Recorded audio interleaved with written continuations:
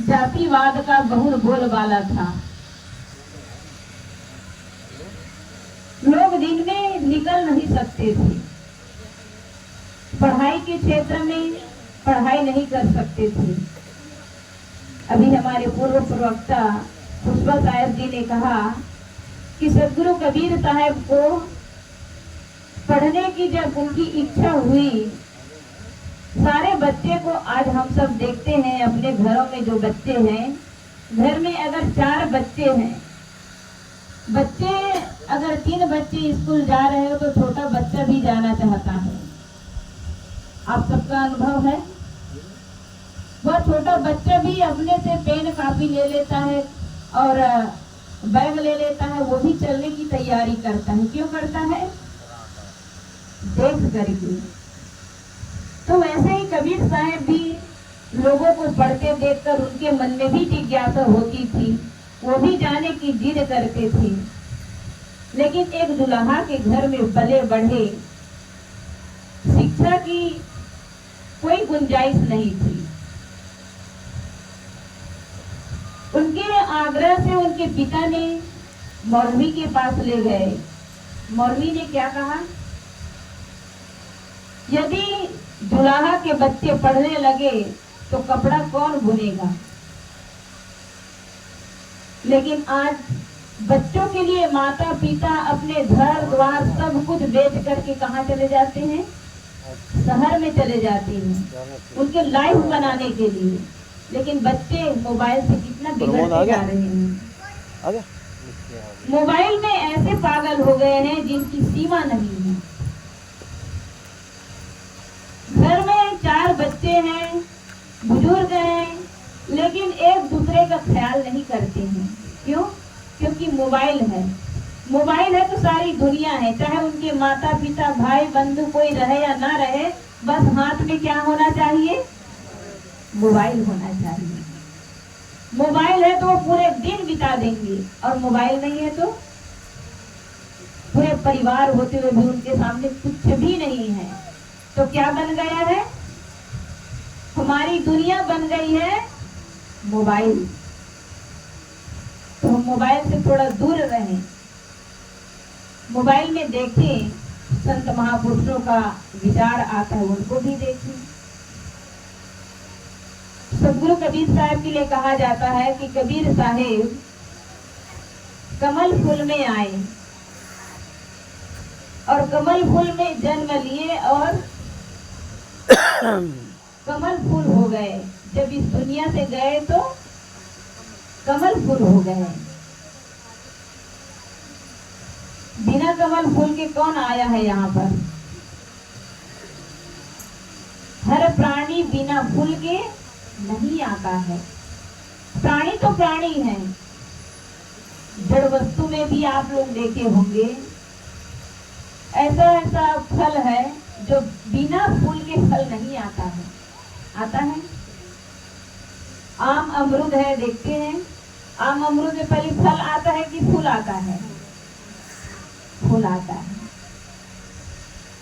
जब ये जड़ प्राकृतिक भी अपना प्राकृतिक नहीं छोड़ता है तो हम तो इंसान हैं। अभी तक कोई जानवर भी अगर बच्चा पैदा करे तो वो भी बिना फूल के फल नहीं देता है। फूल और फल, बच्चा और फूल दोनों साथ आता है। आता है कि नहीं आता है? फिर कमल फूल में केवल कबीर साहब जन्म लिए, हम लोग नहीं लिए। कमल फूल में सबका जन्म हुआ है। कहा जाता है बच्चे गर्भ अवस्था में जो भी उनका खाना पीना उस फूल के आधार पे होता है, और जब बच्चा बाहर आ जाता है तब बच्चा बाहर आने के बाद भी फूल की जरूरत है। एक बार एक छोटा सा बच्चा जन्म लिया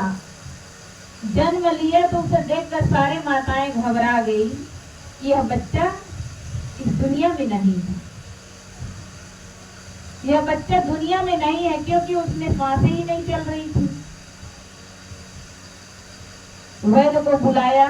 वैद्य आया और आया देखा तो उसके फूल में धान डाला। आप लोग धान ही बोलते हैं ना, धान जो चावल, धान। तो धान को उस फूल में डाला और फूल में डाल करके उसको माताओं से कहा कि इसको खूब मथ दीजिए, पैरों से रगड़ दीजिए। पैरों से खूब उसको मथा, खूब उसको मंथन किया और उसके बाद में वैद्य ने कहा कि इसमें थोड़ा पानी का छींटा मार दीजिए। जब छींटा मारा तो उस फूल और जो शरीर दोनों पास ही रखे थे, तो फूल में जैसे छींटा मारा तो उस शरीर से कंपन होने लगा। उनके हाथों की उंगलियां हिलने लगी, पैर हिलने लगा। तब वैद्य को फिर लगा कि अब हमारी काम, हमारा जो इलाज है सही सक्सेस हो रहा है। फिर वैद्य ने कहा कि फिर से इसमें धान डालिए और धान डाल करके फिर से इसको मथिए। चले। फिर दोबारा यही किया और दोबारा जब फिर किया, फिर पानी डालने बोला। जब पानी डाला तो वहाँ बच्चे के मुख से खूब चीख के आवाज आई, रोने की आवाज आई। बच्चे की रोने की आवाज सुनते सारे माताओं के चेहरे में मुस्कुराहट आ गई। कहते ना बच्चे जब जन्म लेते तो कैसे जन्म लेते हैं? हंसते हुए, रोते हुए जन्म लेते। रोते रोते जन्मते। रोते क्यों है? पता लग जाता है क्योंकि वो अंदर में ऐसे गरम गरम माँ के गर्भाशय में रहता है और वो जब बाहर आता है तो बाहर की हवाएं उसे चुभने लगता है। तो बच्चे तो बता नहीं सकता है, केवल रो के बताता है कि मुझे चुभ रहा है। तो वह जो बच्चे के अंदर जो श्वास है, वह श्वास कहाँ चला गया था? फूल में चला गया था। जब फूल को मथा और पानी डाला तो पानी डालने के बाद सारा श्वास किसमें चला गया? शरीर में चला गया। जब वो शरीर में चला गया तो शरीर से खूब जोर से रोने की आवाज आई। जब रोने की आवाज आई तो सारे माताओं के और वैद्य के सबके चेहरे में मुस्कुराहट आ गई। नहीं तो उस बच्चे को ले चलो उठाने की बारी आ रही थी। वह बच्चा कोई और नहीं, मेरा छोटा भाई है जो इस संत मार्ग में है। आप लोग कभी सर्च करिए संत श्री अनिल साहब के नाम से। वो अनिल साहब है जो जन्म लिया तो उनको कोई नहीं कहते थे कि वो बच जाएगा, लेकिन वही फूल को मथने के बाद उसके शरीर में वह प्राणवायु फिर से लौट आया। तो वह जो फूल है, कहाँ फूल में कहाँ चला, श्वास किस में चला गया था? फूल में चला गया था। तो ये बिना फूल के किसी का शरीर नहीं बनता है। तो सदगुरु कबीर साहब को कमल के फूल में पाए, इसका मतलब है आज भी देख रहे हैं माताएं जन्म देती है और कुछ ऐसा कारण हो जाता है कि बच्चे को रख नहीं पाती है। तो जन्म देने के बाद नार और फूल के सहित कहाँ रख दिए? तालाब के किनारे, तालाब के पार में। और उसी बीच नीरू और नीमा को उसी रास्ते से जाना हुआ। लेकिन कहा जाता है कि उसकी माँ है, वह माँ पीछे झाड़ी में छुप कर देख रही थी और ये दोनों जाते उसी रास्ते से जा रहे थे। जाते जाते जब बच्चे की आवाज सुनाई दी तो ऐसे घनघोर जंगल में बच्चे की आवाज, बच्चे की आवाज की तरफ बढ़ते बढ़ते जब देखा तो वह छोटा सा बच्चा नार और फूल के सहित उसको अपने गोद में उठा लिए और गोद में उठाकर अपने घर में लाए, पाले पोसे।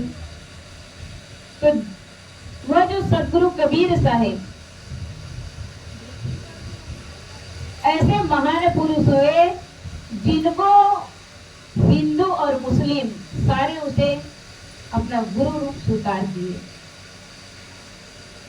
तो कोई जन्म से महान नहीं होता है। महान कैसे होता है? महान कर्मों से होता है। तो हम किसी के जन्म कैसे हुए हैं, कौन उनके माता पिता है, उस आधार पे न जाएं। व्यक्ति गलत करने वाला भी महान हो जाता है। जानते हैं वाल्मीकि जी क्या थे, उंगली माल क्या थे? जो एक हत्यारा है, चोर है, वो भी एक महान पुरुष हुए हैं। और किस आधार पे? संतों के सानिध्य में। संतों के सानिध्य में जाने से, उनके जीवन को अपने जीवन से आश्रित करने से ही वह जीवन महान बना लिया। कोई अगर गलती कर लेता है तो हम ये ना सोचे कि यह व्यक्ति तो बड़ा गलत है, बड़ा प्रमादी है। हम उसे तुच्छ दृष्टि से ना देखें। गलत करने वाला भी एक दिन क्या हो जाता है? महान हो जाता है। तो ऐसे महान पुरुष हुए सतगुरु कबीर साहब, जिसके समय में चमत्कार को ही दुनिया नमस्कार करते हैं, आज भी और कल भी। जो जीवन भर चमत्कार को खंडन किए और आज उसी के नाम पे चमत्कार जोड़ा जा रहा है। सतगुरु कबीर साहब क्या है? परमात्मा है कहते हैं, और हम सब उनके अंश है। अंश किसे कहते हैं? अंश किसे कहते हैं? टुकड़े को। अंश कहते हैं टुकड़े को। और टुकड़ा किसका होता है? इसमें से कटता है। टुकड़ा किसका होता है? अंशी का अंश होता है। अंशी मतलब जैसे पृथ्वी है, पृथ्वी अंशी है, और पृथ्वी से मकान बन गया, घड़ा बन गया, ये क्या हुआ? मिट्टी का अंश हुआ। मिट्टी का अंश हुआ। क्या इसी तरह हम लोग भी हैं? क्या कबीर साहब का अंश है? अंश टुकड़ा। जीव कभी टुकड़ा नहीं होता है। जीव का कभी टुकड़ा नहीं होता है। वह अविनाशी है, अजर अमर अविनाशी है। न उसका खंड हो सकता है, न हवा उसको सुखा सकती है, न शस्त्र काट सकती है। तो ऐसे आत्मा के लिए अंश कहते हैं, और कबीर साहब को परमात्मा कहते हैं। सतगुरु कबीर साहब ने बीजक में भी कहा है, जीव रूप एक अंतर भाषा, अंतर ज्योति तीन प्रकाशा। जीव रूप एक अंतर भाषा। यह जो जीव है, जिसको हम आत्मा, परमात्मा, खुदा, गॉड, ईश्वर, ब्रह्म, परमात्मा, कितना भी नाम लेंगे, नाम हम अनेकों लेंगे, लेकिन है तो आत्मा है। जैसे मनुष्य है, अब मनुष्य में कोई डॉक्टर है, कोई प्रोफेसर है, कोई इंजीनियर है कि नहीं? लेकिन है तो वो इंसान है, मनुष्य ही है, अलग तो नहीं हो गए। इसी तरह हम ईश्वर, ब्रह्म, परमात्मा कुछ भी कहें, आत्मा आत्मा ही है। लेकिन वह आत्मा कहाँ है और कैसे है? जीव रूप एक अंतर भाषा। अंतर मतलब भीतर। वह भीतर, और किसके भीतर है? हम सबके भीतर है। मनुष्य मात्र के भीतर नहीं, बल्कि प्राणी मात्र के। चाहे यहाँ पे छोटे से अगर चींटी भी चल रही है, उसके अंदर भी वह परमात्मा है। अपने से शक्ति चले तक एक चींटी को भी ना मारे, ना ही हमारे माताएं के जो बाल में क्या हो जाता है, जू हो जाता है, उसको भी ना मारे। जहां तक हो सके हम साफ सफाई रखें, लेकिन किसी भी जीव को ना मारे। जीव घात ना कीजिए, किसी भी जीव का घात ना करो। और कोटि सुनो पुराण। कोटि मतलब करोड़ों पुराण सुन लोगे तो भी पाप का जो फल है वो मिलने वाला है, मिटने वाला नहीं है। इसलिए किसी भी जीव को ना मारे, ना सताएं।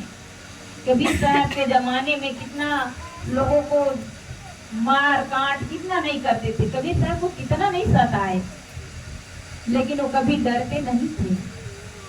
पंडित पुरोहितों से भी लड़ भिड़ते थे।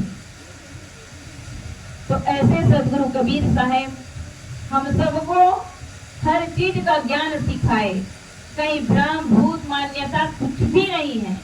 माताएं बहुत जल्दी भ्रम में पड़ जाती हैं। बच्चे कहीं रोने लग गए तो कहाँ ले जाएंगे? ओझा के पास। ओझा बोलते हैं, क्या बोलते हैं आप लोग? ओझा बोलते हैं। ओझा के पास ले जाते हैं। क्यों? बच्चा को कहीं प्रेत लग गया, डायन कुछ कर दिए हैं। न कोई डायन है, ना ही कोई प्रेत है,